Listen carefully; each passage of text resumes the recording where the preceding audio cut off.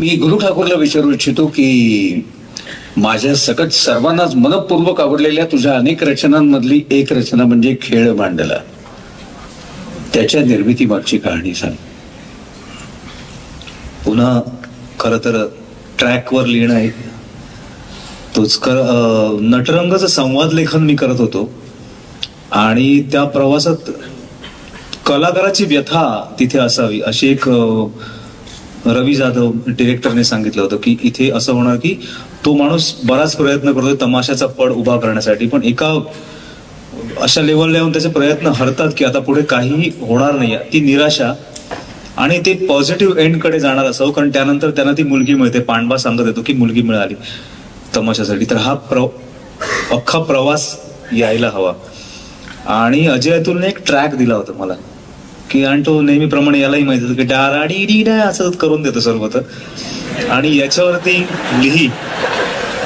बरं, ट्रॅक मध्ये दुःख आनंद काही नसतो कारण ते वाजत असतं. आणि मग असं मला वाटलं की कुठलंही गाणं लिहिताना बऱ्याच वेळा मी हे विचार करतो, एकतर हे असतं की गाण्यामध्ये एक सांभाळावं लागतं की अत्यंत सर्वसामान्य माणसाला इथे कळावं, सोप्या भाषेत असावं जास्तीत जास्त, आणि प्रत्येकाला ते आपलं वाटावं. तर मग गुणा काकलकरची व्यथा मांडताना मला असं वाटलं की ही प्रत्येक कलाकाराची किंवा चाकोरी बाहेर जाऊन काम करणाऱ्या प्रत्येक व्यक्तीची ती व्यथा आहे की मी काहीतरी वेगळं करीन असं जेव्हा एखादा माणूस म्हणतो तेव्हा सगळ्यात आधी त्याला प्रचंड विरोध होतो. आणि ते विरोध करणारे त्याची माणसं असतात कारण ते हितचिंतक असतात की त्यात तो बुडू नये फसू नये म्हणून त्याच्या घरापासून विरोध सुरू होतो. आणि मग जेव्हा आपलीच माणसं तुमच्या विरोधात जातात तेव्हा जी मानसिक अवस्था होत असेल की तुम्ही काहीतरी वेगळं करताय आणि तुमची माणसं तुमच्या विरोधात आहेत, हे नको करू, त्यापेक्षा ते आहे ते चाकोरी मी केलं ते कर. तर तो अशा वेळी कोणाकडे दाद मागेल, कोणाला साथ करेल. तर मला माझा संघर्ष आठवला की मी कॉमर्स ग्रॅज्युएशन नंतर जेव्हा नाटक आणि या फील्डमध्ये जायचं ठरवलं तर मी दर 8 दिवसांनी कुठेतरी ऑडिशन द्यायचं किंवा वेगळं काहीतरी करायचं. आणि मग 5-6 दिवसांनी जेव्हा यायचं की नाही तर दुसरं कोणाला तरी घेतलं, तर एका अवस्थेला नंतर असं झालं होतं की बस झालं रे. आणि मला कुठेतरी हळूहळू वाटायला लागलं होतं की ते बरोबर आहेत, मी चुकीचं आहे. आणि एक ती अवस्था जी असते की एक शेवटची ऑडिशन देऊन बघू आपण असं जातो, त्यावेळेची जी त्याची मानसिक अवस्था असते ती त्या शब्दात यावी. तर त्यावेळी तो माणूस कोणाला रिक्वेस्ट करेल तर आतल्या देवाला. आणि त्याला म्हणजे देवावरती आपण हे असंही नाही होत, ती ज्या कलेवर त्याचा विश्वास आहे त्याच्यावरच श्रद्धा असते की त्यांना म्हणजे नट असेल तर तो नटेश्वराला म्हणेल, गायक असेल तर तो त्या देवाला आळवेल. तर तो गुणा काकलकर आतल्या एका देवाला हाक मारेल. म्हणून मी ते त्याच्याकडे विनंती करतो की, आणि मग त्यातून ते होत गेलं. मग त्यात ते प्रतिमा आल्या की जेव्हा गाणं लिहिताना मला हा बऱ्याच वेळा प्रश्न पडतो की एखादा नायक अशिक्षित असतो, त्याला मराठी कुठचीच भाषा येत नसते, पण तो गाणं म्हणताना अत्यंत शुद्ध किंवा भाषेत कसा काय बोलत असेल. त्यामुळे मी जेव्हा गाणं लिहायचं ठरवलं तेव्हा मी विचार केला की तो ज्या भाषेत बोलतोय त्यातलीच उदाहरणं असतील. त्यामुळे तो शेतकरी होता आणि शेतकऱ्याचं सगळ्यात मोठं दुःख असेल की भेगाळलेली जमीन. म्हणून भेगाळल्या भोईपरी जीणं अंगारा जीवाला जाळे, हे शब्द जे मला पहिले सुचले. आणि मग तो खेळ मांडला, ती व्यथा त्यातून मांडत गेला. पण याचं सक्सेस असं झालं की हे गाताना अजयने बऱ्याच वेळा मुलाखतीत सांगितलं की तो स्टुडिओत गेला, टेकच्या वेळी त्याला रडू आला, तो बाहेर आला, पुन्हा थांबला, पुन्हा आतमध्ये गेला. आणि नंतर अतुल म्हणाला की अरे नाही, आमचा स्ट्रगल आम्हाला आठवला कारण त्या गाण्याच्या शब्दावरून की आम्ही पुण्यातून मुंबईत आल्यावर बरेच दिवस आमच्याकडे काम नव्हतं. आणि मग त्या बाईंनी काहीतरी त्यांना सांगितलं की उद्यापर्यंत हे नाही झालं तर मग इथून बाहेर काढणार, जे दादरला राहायचे. आणि त्यांनी तो पहिला अल्बम त्यांचा केला होता. तर ते सगळं त्यांना आठवलं. रवी जाधवला त्याचा संघर्ष आठवला की तो साईन बोर्ड पर्यंत त्याने भिंती रंगवल्या, हे केलं, आणि मग हळूहळू जेजेला ऍडमिशन मिळालं. तर जेव्हा असं प्रत्येकाला आठवत जातं तेव्हा ते यश असतं. तर ते त्या गाण्यात मिळालं, म्हणून ते गाणं लोकांना प्रत्येकाला आवडत असेल असं मला वाटतं. मध्येच तुला विचारतो, नटरंगाचा विषय निघालाय म्हणून तुझी मला वाटतं भूमिका त्यातली जी मिळाली ती खूप नाट्यपूर्ण गोष्ट आहे ना. हो, कारण मला असं वाटतं की मला सतत असं फिलिंग आहे की मी नकोसा नट आहे. मी नको आहे बाबा, हा काहीतरी प्रश्न विचारेल आणि आपल्याला उत्तर देता येणार नाही असं डायरेक्टरला वाटतं. किंवा म्हणजे कोइन्सिडेंटली योगायोगाने सुदैवानं दुर्दैवानं माझ्या असं झालेलं आहे की श्याम बेनेगल, गोविंद नेहलानी, अमोल पालेकर, विजया मेहता, वामन केंद्रे, चेतन दातार, चंद्रकांत कुलकर्णी, सुमित्रा भावे, अशी सगळी नावं माझ्या करिअरशी माझ्या बायोडेटामध्ये येत गेली. त्याच्यामुळे मूर्खासारखे विनोद करणारे दिग्दर्शक जे सिनेमे करतात तसे लोक माझ्याकडे आलेच नाही. तर मला असं वाटतं की माझं ज्याने काम पाहिलेलं आहे असाच माणूस मला काम देऊ शकतो. कोणी एकतर मला मी काहीतरी खूपच फेमस झालं पाहिजे, शाहरुख खान सारखं किंवा भरत जाधव सारखं किंवा असं काहीतरी झालं पाहिजे तरच मला न विचारता हा बाबा याचं नाव आहे म्हटल्यावर खूप तिकीट विकली जातील आणि मग याला घ्या, असं माझ्या बाबतीत होणार नाही. मला जाऊन अजूनही काम मागावं लागतं, याचं मला अजिबात लाज वाटत नाही. एक दिवस मी असंच काम नव्हतंच, सतत असं आज शूटिंग संपलं उद्या परत आहे परवा, असं अशी परिस्थिती आयुष्यात कधीच नव्हती माझ्या. सतत काम शोधलंय मी आणि ज्याने काम माझं पाहिलं त्याने मला दिलेलं आहे. तर असाच पिरियड चालला होता की काहीच काम नव्हतं आणि अशा वेळेला मग एखादं गाणं लिही, मग असं करून मग घराचे हप्ते वगैरे जमवायचे, असं चाललेलं असतं आमचं. तर असाच मी मोटरबाईकवरनं चाललो होतो, दुपारची वेळ, खूप ऊन होतं आणि अचानक लक्षात असं मागे अजय अतुलचा स्टुडिओ असा गेला. म्हटलं युटर्न घेतला, म्हटलं जाऊन त्यांना भेटावं, एखादं गाणं आपण त्यांच्याकडे सांगूया की एखादं गाणं दे रे लिहितो वगैरे. म्हणून मी वर गेलो तर अजय अतुल दोघंही होते आणि ते म्हणाले अरे यार बरं झालं तू आलास, तुला एक लावणी ऐकवतो. म्हणून त्यांनी मला त्यांच्या स्टुडिओमध्ये वाजले की 12 ऐकवली. मी म्हटलं आईला काय लावणी केली यार तुम्ही लोकांनी आणि गुरुनी लिहिली, क्या बात आहे. कुठल्या फिल्मचा आहे? तो म्हणाला तमाशावर एक चित्रपट होतोय आणि नटरंग नावाचा आणि आनंद यादवांच्या कादंबरीवर आहे. अरे मी म्हटलं यार त्या डायरेक्टरचा नंबर दे, मी जाऊन स्ट्रगल करतो. माझे आजोबा तमाशात होते, मी पण थोडस छोटासा रोल करू शकतो, मला एक छोटा रोल मिळाला तरी चालेल, कारण तमाशा म्हटलं की माझ्या अंगात काहीतरी होतं, मला प्लीज नंबर दे. तर तो जो बुटका आहे अतुल, हा तो म्हणजे, तर तो म्हणाला अरे यार अजयकडे बघून म्हणाला हा पांडवा मस्त करू शकेल नाही. तर म्हटलं यार पांडवा विनोद सोड, तू दे तर नंबर, मी रवी जाधवला फोन करतो. म्हणून त्याने त्याच्या फोनवरनं फोन लावला रवी जाधवला. म्हणलं की माझ्यासमोर किशोर कदम इथे उभा आहे, त्याला लावणी खूप आवडली आणि तो स्ट्रगल करायला तुझ्याकडे येतोय. त्याच्यावर रवी जाधव म्हणाला किशोरला फोन दे. मी रवी जाधवला ओळखत नव्हतो. रवी जाधवचा पहिल्यांदा आवाज मी फोनवर ऐकला. तो म्हणाला अहो 1 मिनिटापूर्वी तुमच्या जुन्या नंबरवर म्हणजे तुमच्या बायकोच्या फोनवर फोन केला आणि पांडवाच्या रोलसाठी आम्ही तुम्हाला कालपासून शोधतो आहोत.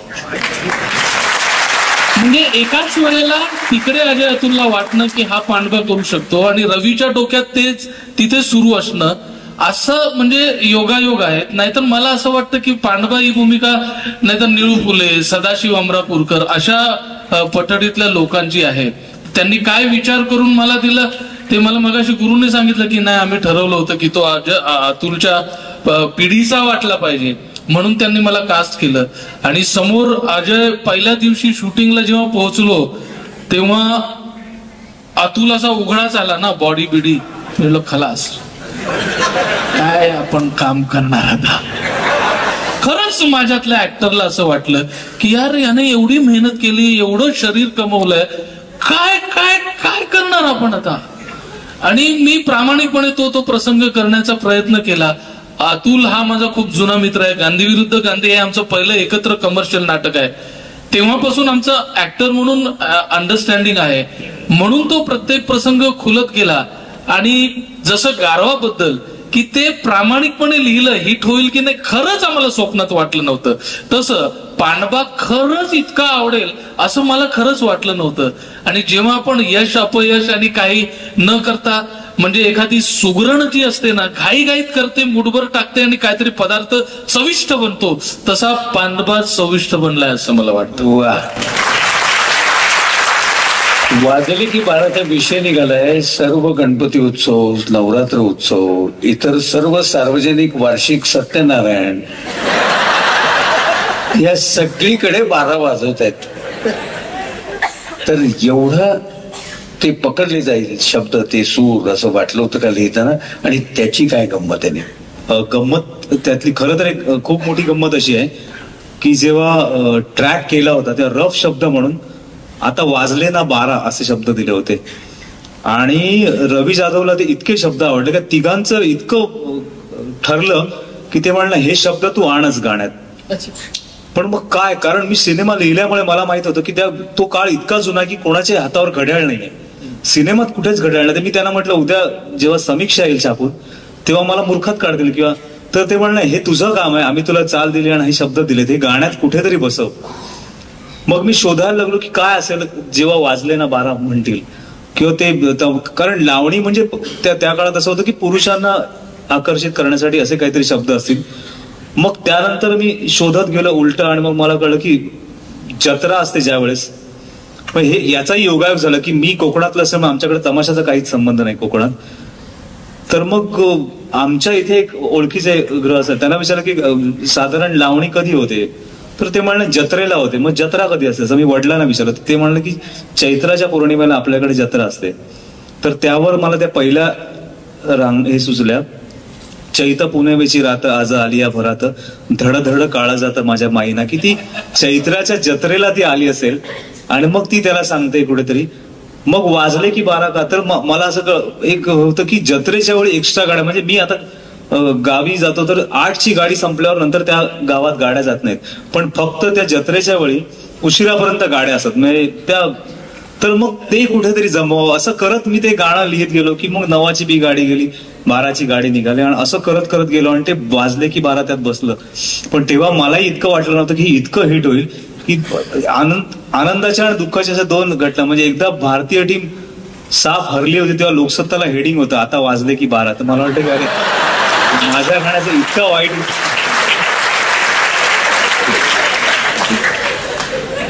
आणि मन उधाण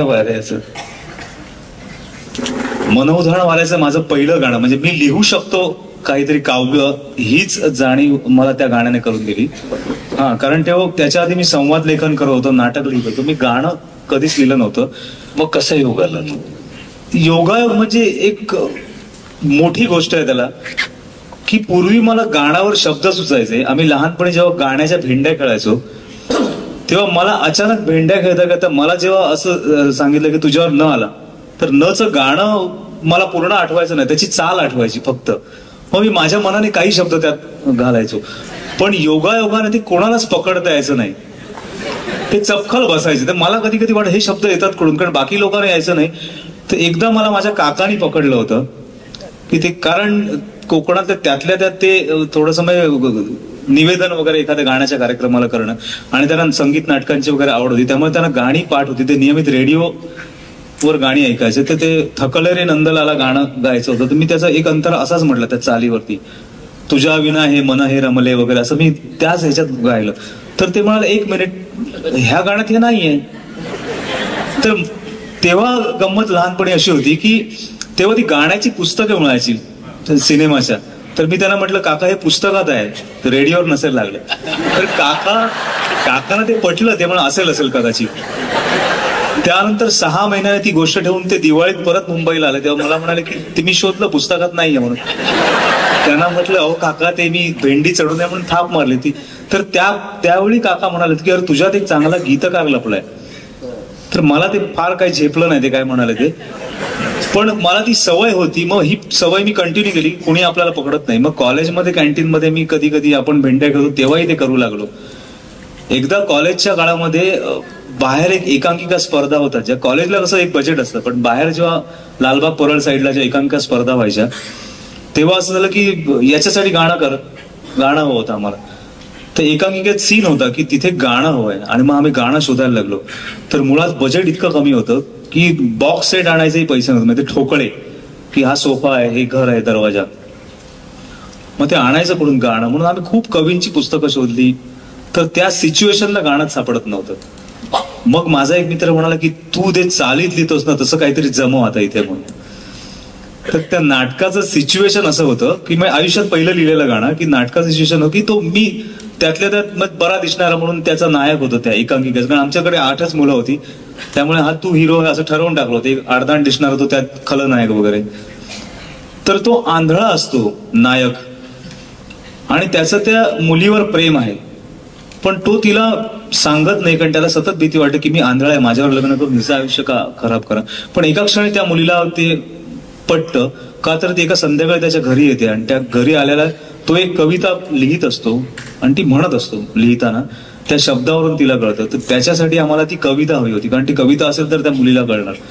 मग आम्ही सगळे पाडगावकर हे ते जेवढे शक्य तेवढे सगळे कवी शोधली, पुस्तकं कुठेच नाही मिळालं. मग एकाला कोणाला तरी मिळालं, तर तो म्हणाला ह्या 2 लाईन्स जात आहेत.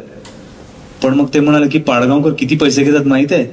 त्यावर तो विषय संपला तिकडेच. मग कोणाच्या तरी डोक्यात आलं की आपण असं करूयात, तू जे काहीतरी सुचवतोस तसं लिही. तर आमच्यातला एक मित्र हार्मोनियमवाला, मी म्हटलं की मी भेंड्या म्हणजे काय करतो, तर चालीवर मी म्हणतो ना.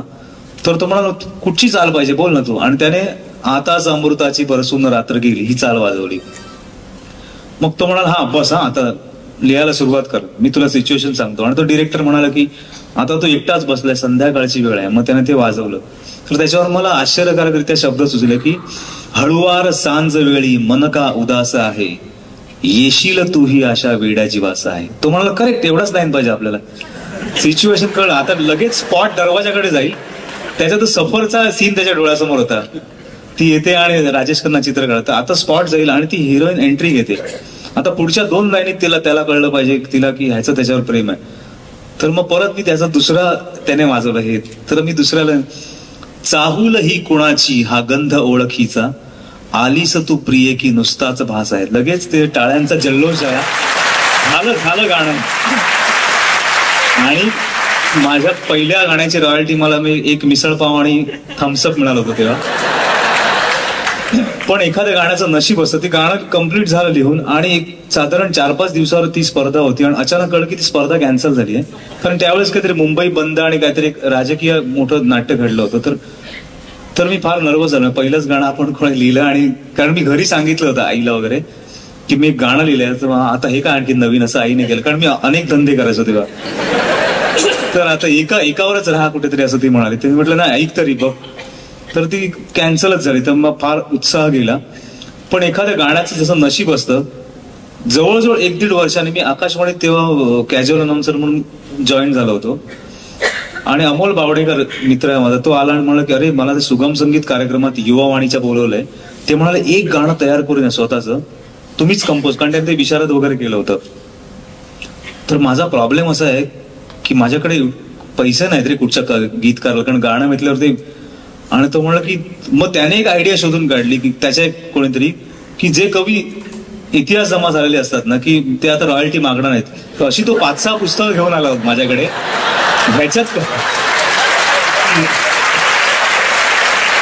याच्यात कविता शोध म्हणाला, अशी मला शोधून दे चांगली कविता की मला ती चाल लावता येईल. तर त्याच्यामध्ये शोधलं तर काय मिळेना, छोट्या कविता होत्या मोठ्या. मग मी हळू धाडस करून म्हटलं अरे काही वर्षापूर्वी मी एक साधारण 1.5 वर्षापूर्वी मी काहीतरी लिहितो तू असं म्हणून त्याने हसला माझ्याकडे बघून. तो मग म्हणाला बरं दाखव तरी काय ते चालीत बिलीत बसणार आहे का. म्हटलं मी चालीवरच लिहिलं होतं. मग त्याने ते वाचलं आणि त्याने त्याची एक स्वतंत्र चाल लावली. आणि 3-4 दिवसांनी आकाशवाणीला ती अप्रूव्ह झाली. आणि मी आयुष्यात काही न लिहिता आकाशवाणीवरून मी ऐकलं असं घरच्यांसकट की आणि गीताचे गीतकार आहेत गुरु ठाकूर म्हणून. तर मला इतकं बरं वाटलं. ही गोष्ट नंतर सगळीकडे, कारण तेव्हा मी केदार बिदारच्या ग्रुपमध्ये थिएटर करत होतो, तर कळालं की गुरु गाणं लिहितं असं झालं. मग केदार जेव्हा मी ते हे करत होतो तेव्हा ते झालं की अरे तू काहीतरी लिहा. आणि तेव्हा तुम्ही, कारण मी ट्रॅकवर काही लिहू शकतो. आणि तो म्हणलं की असं आहे की शंकर महादेवन 2-4 दिवसांनी जाणार आहे साऊथ आफ्रिकेच्या दौऱ्यावरती. तर तोपर्यंत जर हे गाणं तुला जमलं तर आपल्याला शंकर महादेवन मिळतं मराठी फिल्ममध्ये. ते नाव एक वजन होतं. तर तू ट्राय कर, डायलॉग्स तर करतोच आहेस, तू प्रयत्न तरी कर, नाहीतर मग आपण बघू कोणाकडे तरी. म्हणून ते अजय अतुलने तो ट्रॅक दिला आणि मी घरी आलो आणि ते विचार करायला लागलो. तर काय हवं असं विचारलं तर म्हणलं नाही थीम सॉन्ग पाहिजे रे पिक्चरला, म्हणजे थीम म्युझिक असतं त्याऐवजी थीम सॉन्ग करू. तर हे अजय अतुलने म्युझिक केलं, याच्यावर शब्द लिही. तर मला सुचेच ना की त्याच्यावर काय, पण त्याचेही डायलॉग्स करत होतो मी. तर मनातलं ऐकू येतं, मग बायकांच्या मनातलं ऐकू येतं. तर काय काय असू शकेल. तर कुठच्याही माणसाला दुसऱ्याच्या मनातलं जर ऐकू आलं तर तो कॉन्ट्रास्ट काय असेल. तर त्यावेळेस मी जो सीन लिहित होतो तो खूप महत्वाचा होता की त्यात असं होतं की काही बायका एका वडाला प्रदक्षिणा घालतायत, वटपौर्णिमेचा दिवस आहे.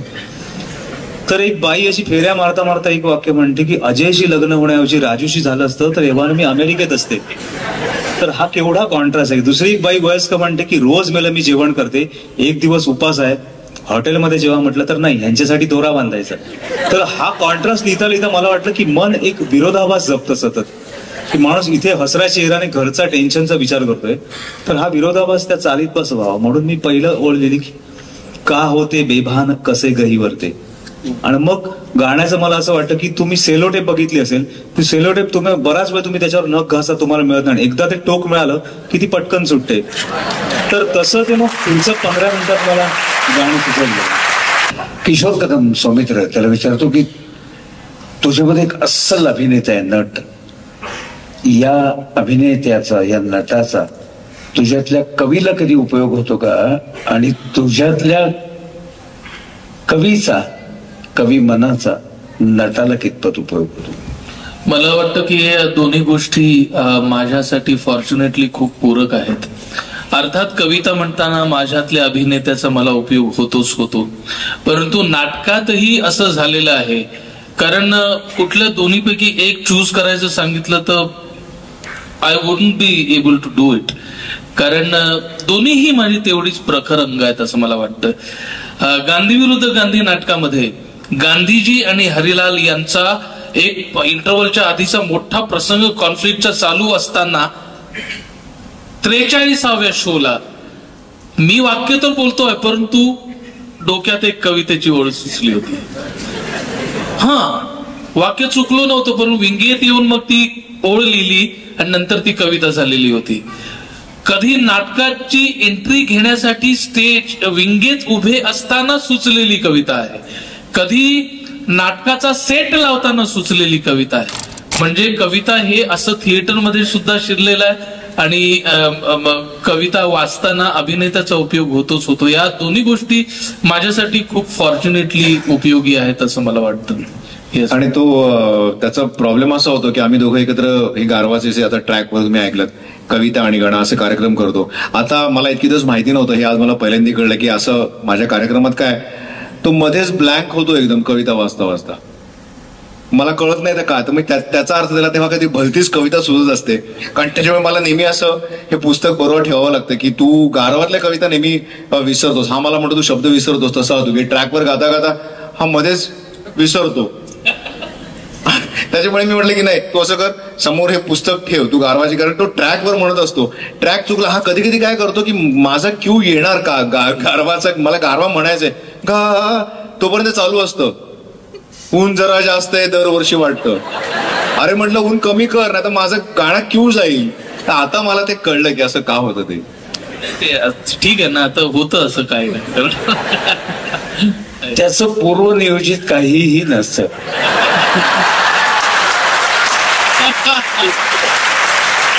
आणि म्हणून ते जास्त अस्सल वाटतं. त्यांनी मगाशी जो त्याच्यातल्या नटाला त्याच्यातलं कवी मन उपयोगी पडतं. परस्पर पूरक जे सांगितलं ना, आपल्या सगळ्यांनी अनुभवलं असेल की मगाशी तो आईवरची कविता म्हणत असताना नाटकीपणाचं नाट्य नव्हतं त्यात, पण तरीही त्यातले सगळे भाव त्याच्या नादातनं त्याच्या शब्द मांडणीतनं ज्या उत्तम पद्धतीने असे अस्सल आपण त्या आईशी एकरूप होणारे असे होत होते, हे कुठेतरी तुझ्यातला तो अभिनेता त्याच्यात शिरत असेल नक्कीच. त्यातनंच मला तुला हा प्रश्न विचारावासा वाटला. गुलजार साहेबांच्या बात पश्मिने की त्याच्या कार्यक्रमाच्या निमित्ताने तू बहुभाषिक मंडळींपर्यंत पोहोचलेला आहेस. गुलजार साहेबांची तुझी आठवण? गुलजार साहेबांची माझी आठवण म्हणजे अशा बऱ्याच आठवणी अनेक आहेत, पण तुला स्वतःला म्हणजे गुलजार साहेबांनी स्वतः मला म्हणणं की तुझ्या कविता मला ट्रान्सलेट करायच्या आहेत आणि त्यांनी काही कविता केलेल्या सुद्धा आहेत. ही खरोखर माझ्यातल्या कवीसाठी खूप भाग्याची गोष्ट आहे असं मला वाटतं. आणि मला असं वाटतं की कवी असणं, आपण कविता लिहितो परंतु कवीचं टेम्परामेंट असणं म्हणजे काय हे गुलजार साहेबांचं जगणं आणि त्यांचं असणं बघून कळतं. त्यांच्या असण्या आणि त्यांच्या सहवासामध्ये मी नेहमी, जर मी स्वतःला कवी समजत असेल, जर मी खरोखरच आत कुठेतरी कवी असेल, तर गुलजार साहेबांचं टेम्परामेंट माझ्यामध्ये, जगण्याचं टेम्परामेंट म्हणतोय ते यायला पाहिजे असा माझा नेहमी प्रयत्न असतो. गुलजार साहेबांची एक आठवण म्हणजे आम्ही लंडनला बात पश्मिनेकीची शो करण्यासाठी गेलो होतो आणि एक दिवस मध्ये गॅप होता म्हणून आम्ही कुठलं तरी एक प्रेक्षणीय स्थळ बघण्यासाठी, स्टॅच्यू ऑफ लिबर्टी का काय बघण्यासाठी आम्ही स्टॅच्यू ऑफ लिबर्टी अमेरिकेतला किस्सा आहे हा. तिकडे आम्ही म्हणजे लंडनला सुद्धा गेलो होतो आणि अमेरिकेला सुद्धा गेलो होतो. म्हणजे त्याला नक्की आता कविता सुचते असं समजतो. तर आम्ही सगळे असे बोटीने जावं लागतं तिकडे आणि बोट अर्ध्या तासांनी असते. तर सगळ्यांनी तिकीट काढून कोणी कोणी असे फिरत होते. मी आपला समोर असं मोठा समुद्र नदी होती ती, आणि तिथे आम्ही असं नदी होती की समुद्र होता, काहीतरी पाणी होतं. तर मी काय म्हणले होते, नदी होते का समुद्र होता? सांगायचं वेगळं आहे. गुलजार तर मी असा एकटाच असा बसलो तो, वाट बघत होतो आम्ही सगळे बोटीची. कोणी कोणी विखुरलेले होते आणि मी माझ्याच विचारात होतो. आणि दूरवर तो स्टॅच्यू ऑफ लिबर्टी कुठेतरी असा दूर दिसत होता. एक पांढरी आकृती रेलिंगच्या दिशेने अशी आली ब्लर मध्ये, आणि माझा फोकस त्यांच्यावर झाला. ते गुलजार साहेब होते. ते पण शांतपणे पुढे असं त्या पाण्याकडे बघत होते. आणि माझ्या नकळत मी असं उठलो, हळूहळू चालत त्यांच्या बाजूला जाऊन रेलिंग कडे उभा राहिलो. पाण्याकडे खूप वेळ आम्ही दोघं बघत होतो. आणि हळूच मी त्यांच्याकडे पाहिलं आणि हळू त्या शांततेत विचारलं, सर आपको तैरना आता है? तर त्यांनी माझ्याकडे असं बघितलं, नाही डूबना आता है.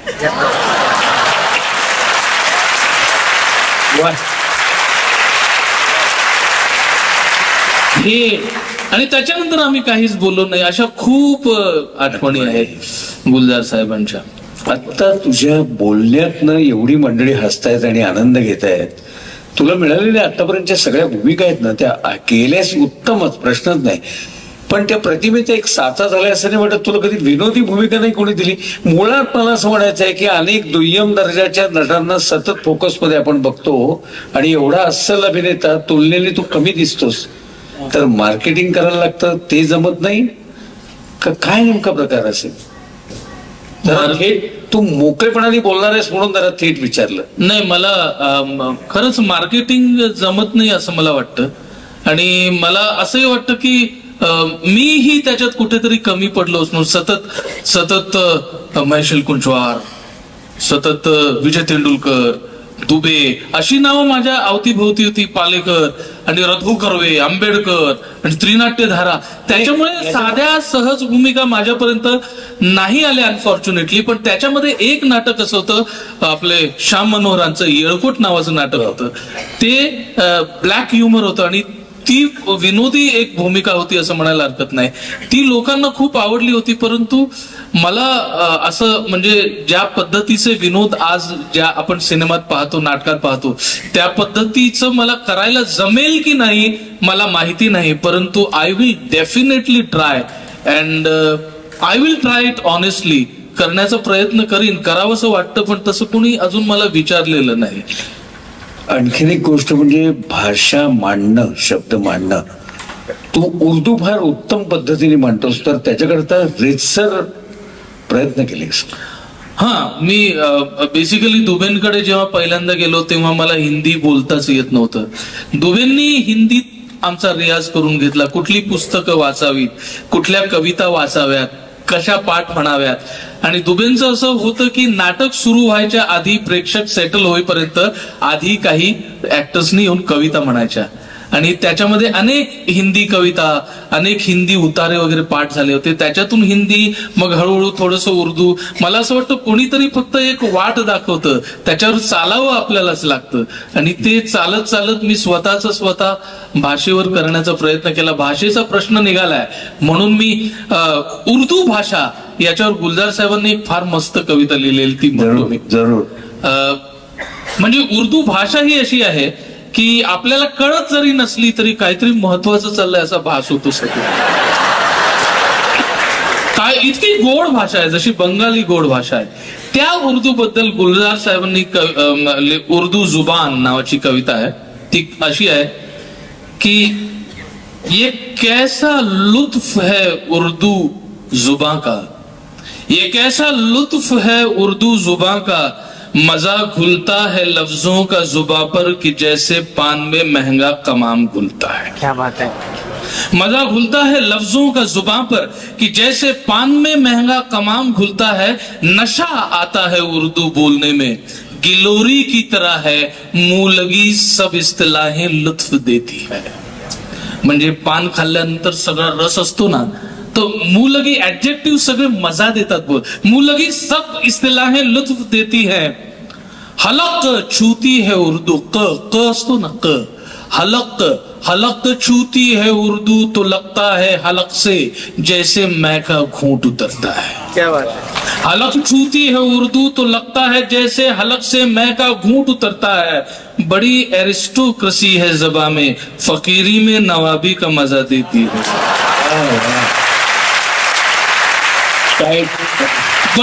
बड़ी एरिस्टोक्रेसी है ज़बां में, फकीरी में नवाबी का मजा देती है उर्दू.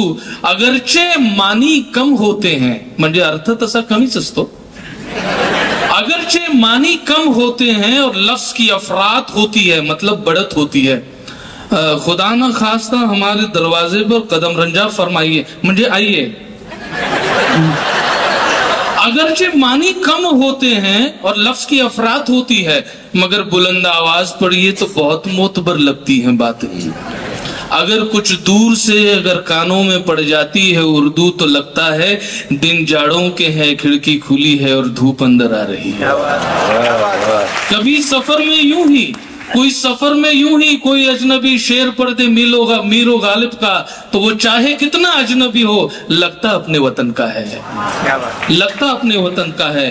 किसी से बड़े शाइस्ता अंदाज में, राजा महाराज के अंदाज में सुनकर उर्दू क्या नहीं लगता कि एक तहजीब की आवाज है उर्दू.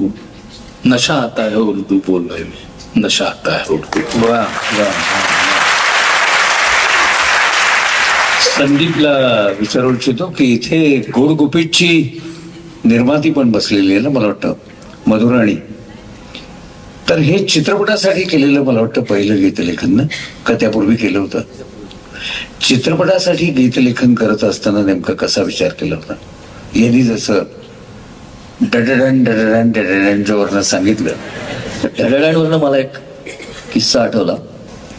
मला एक चाल दिली होती सलीलने.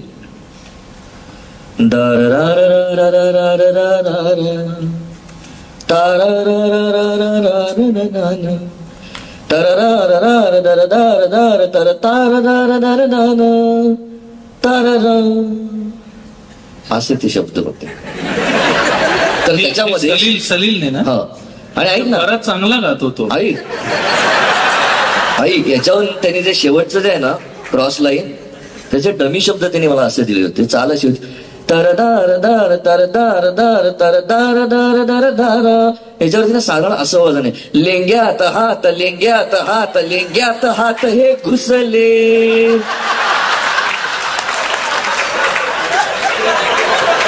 डायरेक्टर काही शब्द देतात. आता मुळातच मेंदू एवढं तुझा नाही, मुळातच मेंदूमध्ये एवढं प्रदूषण झाल्यानंतर पहिल्यांदा ते बाजूला काढायचं.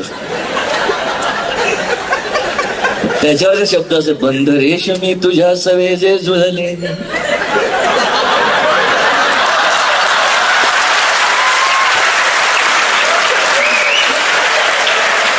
आपण शेवटी कचऱ्यातून त्याला काढायची असते. बंध रेशमी तुझ्या सवे जे जुळले, अनक्षितिजावर रंग नवे अवतरले. घनदाटताच एका क्षणात हे रंगबंध विस्कटले, तुटली तुटली चालू. तर हे मुळात गीतलेखनाचं मला काय असं वाटतं सर, की एक वेगळ्या स्तरावरचं कॉपी रायटिंग असं मला काय वाटतं, की थोडंसं लिरिकल अशा प्रकारचं कॉपी रायटिंग. कॉपी रायटिंग म्हणजे जाहिरातीमध्ये जे आपण शब्द लिहितो, कॉपी लिहितो एखादी, त्याला कॉपी रायटिंग अशी संकल्पना आहे जाहिरात क्षेत्रामध्ये. तर तिथे दिलेली चौकट असते, किंवा रेडिओ स्पॉट असेल समजा तर 30 सेकंदात तुम्हाला मांडायचं असतं किंवा 40 सेकंदात मांडायचं असतं. तशीच काहीशी मोठ्या प्रमाणात चौकट असते. आणि जसा ऍडव्हर्टायझिंग मध्ये टार्गेट ऑडियन्स असतो, की कधी शेतकऱ्यांशी ट्रॅक्टर विकायचा असतो तुम्हाला, कधी लहान मुलांना गोळ्या विकायच्या असतात, कधी सिनियर सिटीजन साठी काहीतरी एखादा मेसेज असतो. तर तो त्यांच्या त्यांच्या भाषेमध्ये त्यांच्या त्यांच्या विचारात त्यांच्यापर्यंत पोहोचणं आवश्यक असतं. नुसती भाषा पण मला असं वाटत नाही. जसं मगाशी गुरु म्हटलं की ती उदाहरणं सुद्धा आहेत ती त्यांना पटणारी त्यांच्या जवळची असायला पाहिजेत असं मला कायम वाटतं. तर ऍडव्हर्टायझिंग मध्ये मी अनेक वर्ष काम केलेलं आहे. तर त्याचा उपयोग मला नक्की चित्रपट गीतलेखनासाठी आणि त्याचं साधं गणित असं होतं की कविता मी लहानपणापासून लिहित होतो. त्याचे जे मीटर किंवा हा जो सगळा वृत्तछंद हा जो भाग आहे हा अभ्यासला होता. आणि त्यामुळे आपण म्हणतो ना की एक अंगवळणी पडणं ज्याला म्हणतो आपण, की तो हात सरावलेला होता लिहिण्यासाठी. तर त्यामुळे ज्यावेळेला अशी चाल समोर येते त्यावेळेला त्या चालीचा मीटर लगेच पकडता येतो. आणि मग एकदा तो मीटर ती लय पकडली की मग त्याच्यामध्ये आपले विचार भरण्याचं काम सुरू होतं. असं म्हणता येईल का गाण्याचा जसा रियाज असतो तसं शब्द हा व्यवसाय म्हणून स्वीकारलेल्या तुम्हा मंडळींना शब्दांचा सुद्धा रियाज करायला लागतो? नक्कीच करायला लागतो. इनफॅक्ट असं झालं की कॉपी रायटिंग मध्ये ज्यावेळेला मी गेलो तर मी जेव्हा कविता लिहितो तेव्हा मी मनाचा राजा असतो. पण ज्यावेळेला कॉपी रायटिंग मध्ये तुम्ही ऍडव्हर्टायझिंग मध्ये जाता तेव्हा कोणीही तुमच्यासमोर बसून सांगू शकतं की नाही ही कॉपी बरोबर नाही, दुसरी लिहा. तर अशा वेळेला कलाकार म्हणून तुम्ही एक इगो तुमचा हर्ट होण्यापेक्षा की मी अरे एवढ्या कविता लिहिल्या तू काय मला सांगतो वगैरे असं करण्यापेक्षा जेव्हा मी त्याच्याकडे असं बघायला लागलो की नाही त्याचा अनुभव जास्त मोठा आहे त्या क्षेत्रातला, तर तो घेऊन ज्यावेळेला मी त्याच्या चष्म्यातून बघायला लागलो तेव्हा मला असं लक्षात आलं की कॉपी रायटिंग करताना मी असे अनेक शब्द वापरले जे मी कवी म्हणून कधी त्याच्यावरती हात पडलाच नसतं मला त्या शब्दांनी, किंवा अशा प्रकारचे विचार केले गेले. त्यामुळे मला कायम मी कॉपी रायटिंग हा शब्दांचा रियाज म्हणून बघत राहिलो की त्याच्यामुळे अनेक शब्दांवरची धूळ झटकली गेली जी माझ्या आयुष्यात फक्त कवी म्हणून लिहित राहिलो असतो तर कदाचित गेली नसती. तर हा उपयोग मला कायम चित्रपटाची गाणी लिहिण्यासाठी झाला. वारणापासून DSK पर्यंत अनेक कॉपी तू केलेल्या आहेत. तुझी पहिली कॉपी कुठली, म्हणजे कॉपी रायटिंगचं ज्याला माहिती नाही त्यांना त्याचा अंदाज येऊ शकेल, आणि सर्वात गाजलेली कॉपी कुठली? पहिली कॉपी खरं सांगायचं तर मला आठवत नाही, कारण कुठल्या तरी फर्निचरच्या दुकानासाठी एक लिहिली होती. आणि पण एक आता जे उदाहरण निघालं की कवितेवरून कॉपी रायटिंग किंवा या प्रकारे त्याच्यामध्ये बसणारी आणि लोकांना आवडलेली एक जिंगल, DSKची जिंगल तुम्ही ऐकली असेल, घराला घरपण देणारी माणसं. तर त्याचं म्हणजे जसं म्हटलं की त्याचं एक घराला घरपण देणारी माणसं ही बेसलाईन त्यांची ऑलरेडी होती. तर ही गद्य लाईन आहे खरं बघायला गेलं तर. पण घराला घरपण देणारी माणसं याच वजनाच्या जर का एका पुढे एक ओळी आल्या तर त्याचं एक गाणं सुद्धा होऊ शकतं, त्याची जिंगल सुद्धा होऊ शकते. तर हा सेन्स मला कवितेमधनं आला होता. त्यामुळे ज्यावेळेला मला ब्रीफिंग दिलं गेलं, जाहिरातीसाठीची माहिती दिली गेली की अशी अशी जाहिरात करायची, तर मला आठवतं त्यांच्या ऑफिस पासून हॉटेल कल्पना आहे ते सारसबागेपाशी, तिथे येईपर्यंत मोटरसायकल माझ्या डोक्यात ते तयार झालं होतं. आणि मी तिथे बसून त्या टिश्यू पेपरवरती लिहून काढली होती जिंगल. तर मी ती मुद्दाहून म्हणतो एवढ्यासाठी की त्यातले एक एक वाक्य तुम्ही लिहून बघा, ते त्याच मीटरमध्ये बसतं. घरासाठी काडी काडी जमवतात माणसं, टुमदार स्वप्नात रमतात माणसं, छान छान घरात राहतात माणसं, जेव्हा भेटतात घराला घरपण देणारी माणसं, घराला घरपण देणारी माणसं. तर आता हा प्रत्येक शब्द जो आहे की घरासाठी काडी काडी जमवतात माणसं, घराला घरपण देणारी माणसं, टुमदार स्वप्नात रमतात माणसं, घराला घरपण देणारी माणसं. तर हे कुठेतरी मीटरचा वृत्तछंदाचा जो अभ्यास होता तो मला एक कमर्शियली सुद्धा अशा प्रकारे उपयोगी पडत गेला पुढे पुढे. मिलिंद, इंग्लिशसाठी प्रश्न आहे की तू जिंगल स्पॉट अशासाठी गाणं नाही पूर्वीही केलीत, आता हल्ली नाही केलीत, पण जेव्हा माझ्या पण स्ट्रगलिंग पिरियड मध्ये मी बरेच प्रॉडक्ट्स केलेत, म्हणजे म्युझिक पण केलंय, गायलोय पण त्याच्याकरता. पण आता काही वर्षांमध्ये माझं खरं सांगायचं झालं तर मी जसं म्हटलं की माझं घराणं होतं, मी प्रॉपर गझलचं शिक्षण घेतलंय. म्हणजे राजकुमार रिझवी, के महावीर यांच्याकडून गझलचे शोज करायचो मी. आणि अचानक एक दिवस ते छुई सी तुम लगती हो, फूलों जैसी हंसती हो, जिस दिन से देखा है तुम मेरी सांसों में दिल में रहती हो, असं गाणं लोकांपुढे आलं आणि मी पॉप सिंगर झालो.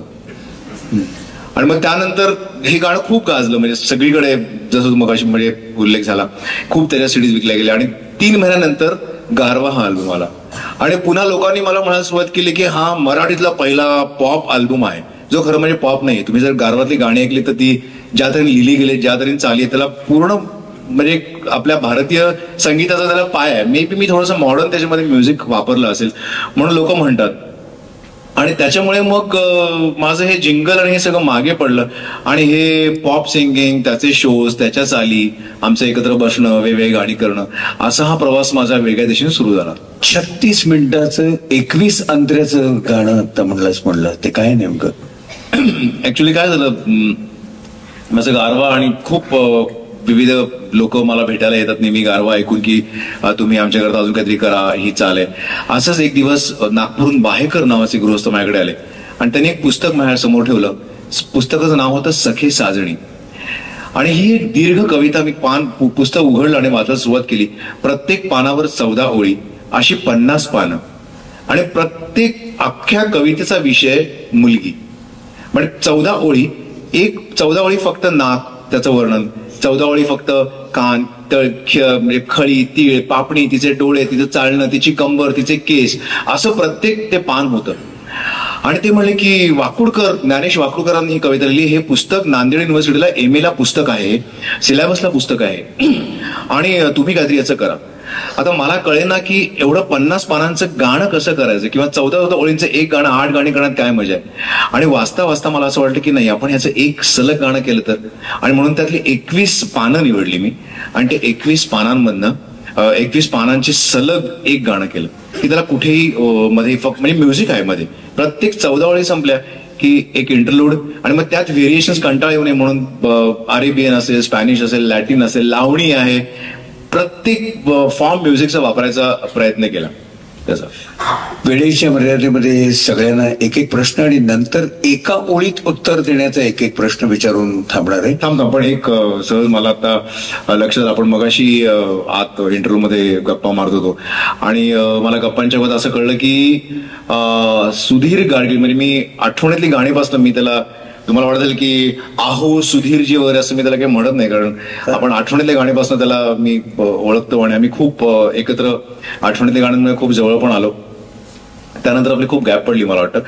पण आता गप्पांच्या वगैरे असं कळलं की त्यांनी आतापर्यंत 3000 मुलाखती तुम्हाला वाटतं घेतल्यास, ही त्याच्या पुढची मुलाखत असावी तुझी. आणि तू आता आम्हाला सगळ्यांना एवढं बोलतं करतोयस, तर मला असं वाटलं की जसं हे सगळे शब्दांचे जादूगार आहेत तसं तुला काय शब्दांचा वेगळा अभ्यास करावा लागतो. कारण मी बघितलंय की मी पण कधी शो करायला विविध शहरांमध्ये महाराष्ट्रात जात असतो आणि मग शोच्या आधी एक 5 मिनिटं कोणतरी निवेदक येतो विंगेत, अहो तुमचं जर काय काय तुम्ही केलंय तर मला जरा बायोडेटा द्या असं म्हणतो. तर तू काय करतोस, शब्दांचा काय अभ्यास करतोस की जेव्हा ही अशी मुलाखत घेतोस वेगवेगळ्या इतक्या 3000 मुलाखतीमध्ये काय खूप अनुभव असतील तुझ्या मागे. त्या अनुभवाचा एक खूप मोठा वेगळा कार्यक्रम होईल, मी त्याच्याकडे जात नाही, फक्त या अनुषंगाने बोलतो शब्दांशी निगडीत तेवढं. खरं तर मी जे काही निवेदन करतो किंवा मुलाखतीत प्रश्न विचारतो ते सर्व शब्द माझे असतात. आणि हे आत्ता सांगण्याचं कारण असं की अलीकडे बऱ्याचदा मुलाखतकार आणि निवेदक हे कलावंत निवेदक आणि कलावंत मुलाखतकार व्हायला लागल्यानंतर त्यांना दुसऱ्याने लिहून दिलेले शब्द वापरावे लागतात. त्यामुळे त्याच्यात कितपत सहजता येत असेल याविषयी मी नम्रतापूर्वक सांगतो की साशंकता आहे. माझा शब्दांचा जो सगळा रियाज झालेला आहे ना, तो पुण्यात वाढल्यामुळे पुण्यात मी उत्तमोत्तम वेगवेगळ्या तऱ्हेच्या खवचट बोलणाऱ्यांपासून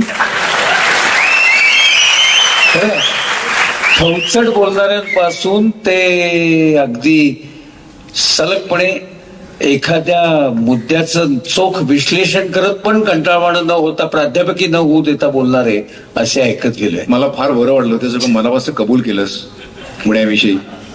बरोबर, म्हणजे काय, मी आहे पुण्याचा अभिमानीच आहे, कारण मी पूर्ण पुण्यामुळे घडलेलो आहे. एक छोटं उदाहरण देतो की खवचटपणामध्ये सुद्धा मोजके शब्द वापरणं, त्याच्याकरता अख्खं भाषण नाही लावलं. हे पुण्यात जमिनीवर आणण्याचं केंद्र आहे पुणे. हे उदाहरण देतो की दत्तोवामन पोद्दार इतिहास संशोधक हे पुणे विद्यापीठाचे कुलगुरू पदावरून निवृत्त झाले आणि त्यानंतर ते साहित्य परिषदेमध्ये भाषणाला आले आणि तिथे ते काही भाषण सुरू करणार त्याच्या आधी श्रीयुत जोशी कादंबरीकार ते तिथे उपस्थित होते. ते असं म्हणाले की दादा आत्ता बोलणार आहेत, त्यांना मी विचारू इच्छितो की तुम्ही ती शिवरायावरची कादंबरी शिवरायाचं चरित्र लिहिणार म्हणतात, ते कधी लिहिणार आहात असं यांनी त्यांना विचारण्याचा पुणेरीपणा मुळात केला.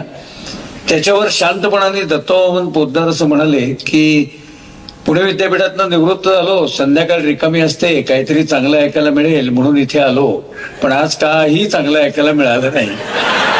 श्रीज जोशींनी विचारलं मला की ते शिवचरित्र लिहिणार ते कधी लिहिणार. त्यांना मी सांगू इच्छितो, शिवचरित्र लिहिणं हे भाषांतरित कादंबरी लिहिण्या इतकं सोपं नाही. त्याच्याकरता चिंतन लागतं, विचार लागतो. हे सगळे शब्दांचे खटके, विचारातली सगळी सडेतोडपणा, शब्दाची मांडणी, पुलंकडनं शब्दाची मांडणी, मी अनेकदा पुलंचा किस्सा सांगतो म्हणून तो पुनरुक्ती करत नाही, पण असे सगळे ऐकत गेलो तो माझा रियाज होता. वाचत गेलो, त्यातनं वाक्यांचे पूल बांधण्याकरता शब्द माझ्यापाशी जमा आधीच होते, त्यातनं ते जमा होत गेले. आणि मुळात साधं सोपं सरळ अनौपचारिक बोलायचं हे कायम पथ्य ठेवलं. आपल्याकडे बोलायचं काही म्हटल्यानंतर अकारण अलंकारिक शब्दांची आतषबाजी करण्याची खूप हौस आहे. काही जरूर नसते ना, तुमच्यात आणि ऐकणाऱ्यांमध्ये अंतर पडतं. त्यांना वाटतं अरे हे कुठलं काय काय शब्द आहेत, याच्या उलट तू यातला आदर्श माणूस बघ ना फुलं, तुम्हाला सांगतो असं म्हणून ते थेट तुमच्या हृदयात शिरतात. साध्या तुम्हाला सांगतो या शब्दात ना, हा साधेपणा, ही सहजता मला शिकायला मिळाली. शब्द निवडीतला साधेपणा, शब्द मांडणीतली अनौपचारिकता, शब्दोच्चारातली स्पष्टता आणि क्वचित प्रसंगीची उत्स्फूर्तता, ही 4 सूत्र सांभाळल्यामुळे इतके वर्ष काढू शकलो. आपण अलीकडे वाढतं प्रदूषण निसर्गामधलं बघतो. झाडं रस्ता रुंदी करतात, झाडं तोडली गेल्याचं आपण बघतो. हे निसर्गावर जे सगळं आक्रमण होत आहे, याचा तुमच्यासारख्या संवेदनाक्षम मनाच्या मंडळींना नेमकं यातनं काय वाटतं आणि त्यातनं कधी काही सुचतं का?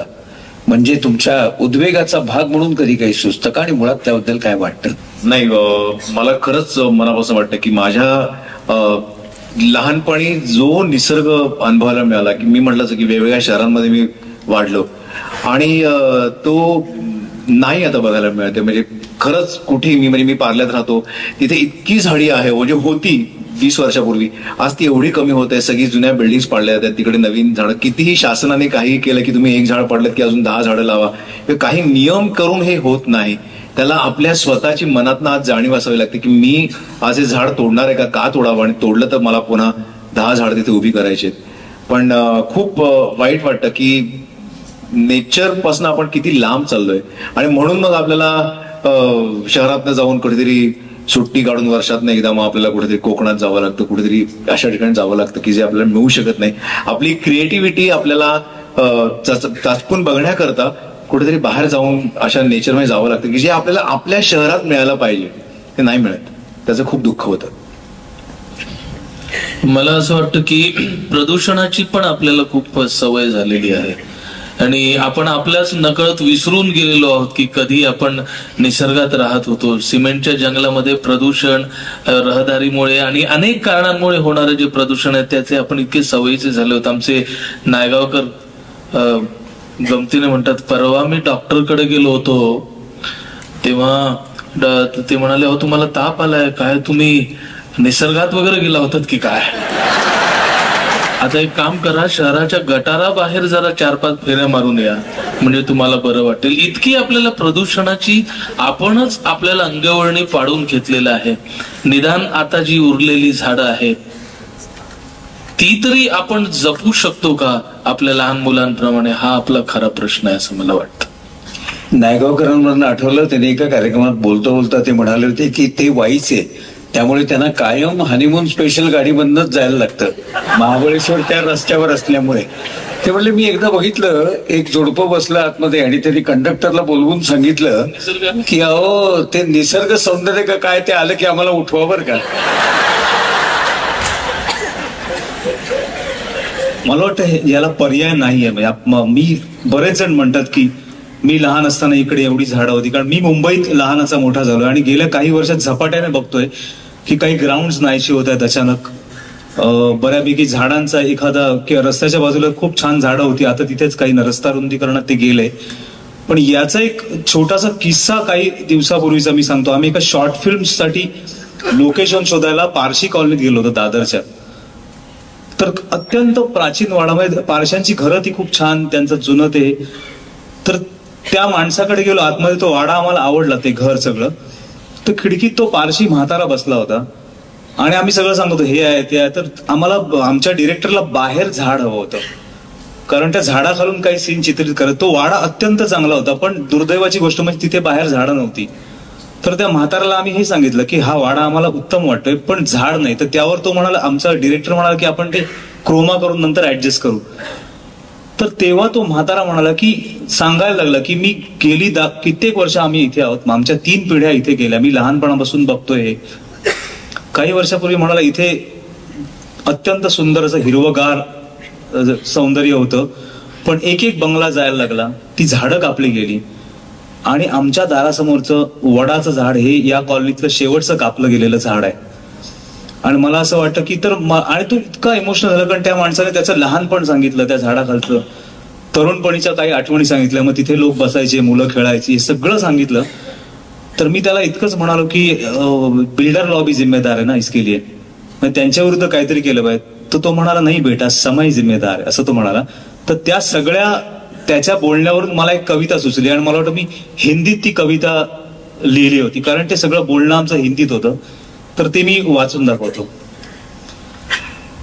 चांद की बिंदी लगाकर सितारों से लदी सियाह दुल्हन सा काला, चांद की बिंदी लगाकर सितारों से लदी सियाह दुल्हन सा काला, तो कभी चहकते दरख्त की टहनियों से झांकता सपनीला 7 रंगों वाला. दरख्त म्हणजे झाड.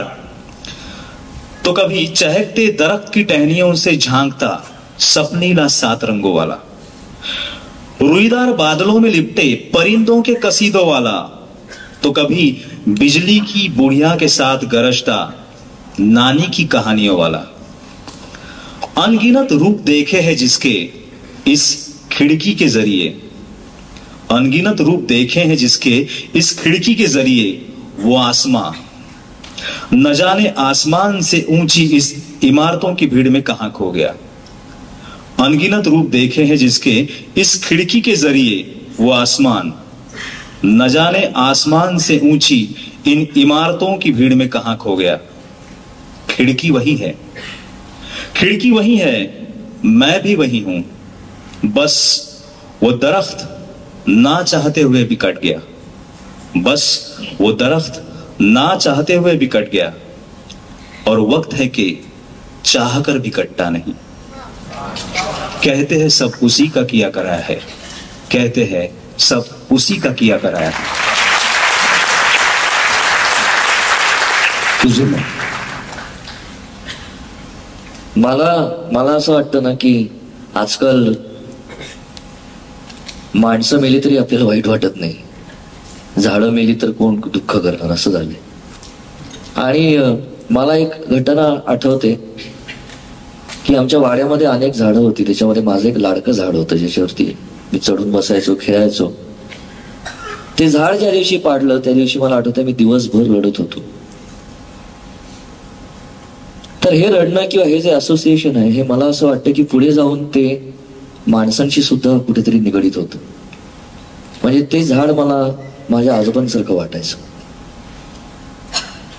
त्यामुळे ते झाड पडल्यानंतर मला दुःख झालं आणि ती सेन्सिटिव्हिटी आयुष्यभर मला ते शेवटपर्यंत पुरेल याची मला खात्री आहे. माझ्या मुलीला जर का झाडच दिसली नाहीत तर झाड पडल्याचं दुःख तिला कुठून जाणवणार आहे.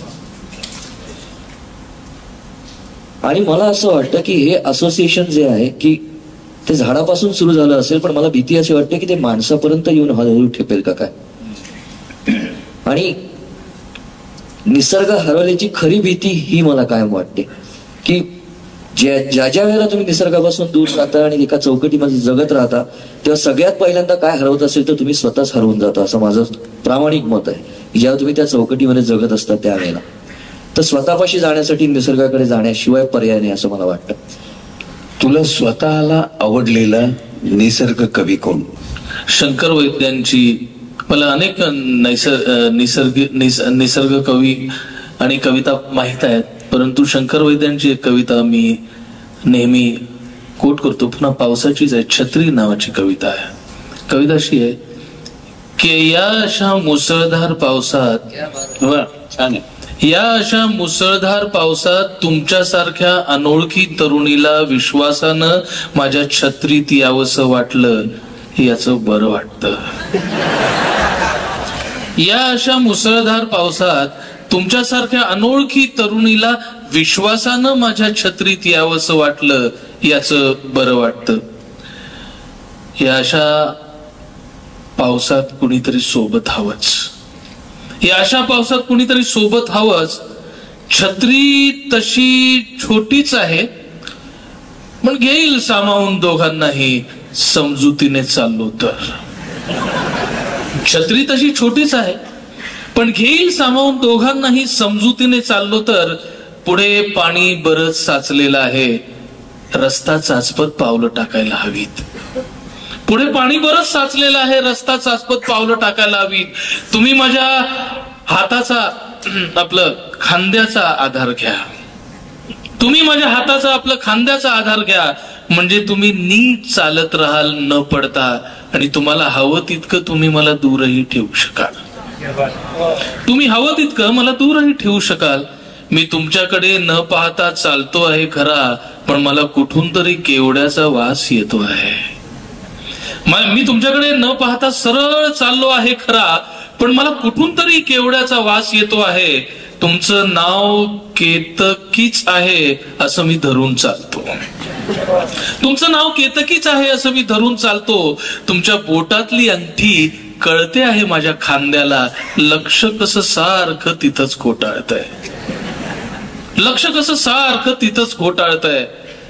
पावसाचा जोर वाढलाय, लक्ष कसं सारखं तिथंच घोटाळतंय. अरे तुमचं पोहोचण्याचं ठिकाण तर मागेच निघून गेलं, तुम्ही बोलल्या कशा नाहीत. तुमचं पोहोचण्याचं ठिकाण तर मागेच निघून गेलं, तुम्ही बोलल्या कशा नाहीत. माझं काय, कुठे पोहोचण्याच्या उद्देशानं मी घराबाहेर पडलेलोच नव्हतो, कुठे पोहोचण्याच्या उद्देशानं मी घराबाहेर पडलेलोच नव्हतो. पावसाचा जोर एकदम वाढलाय, त्यामुळे तुमच्या हाताची पकड घट्ट झाल्यासारखी वाटते. पण घाबरू नका, पुढचा रस्ता चांगला आहे, पुढचा रस्ता चांगला आहे. पण एक पाहिलं का, तुम्ही अगदी नीट चालला आहात, त्यामुळे छत्री किती मोठी झाल्यासारखी वाटते, किती मोठी झाल्यासारखी.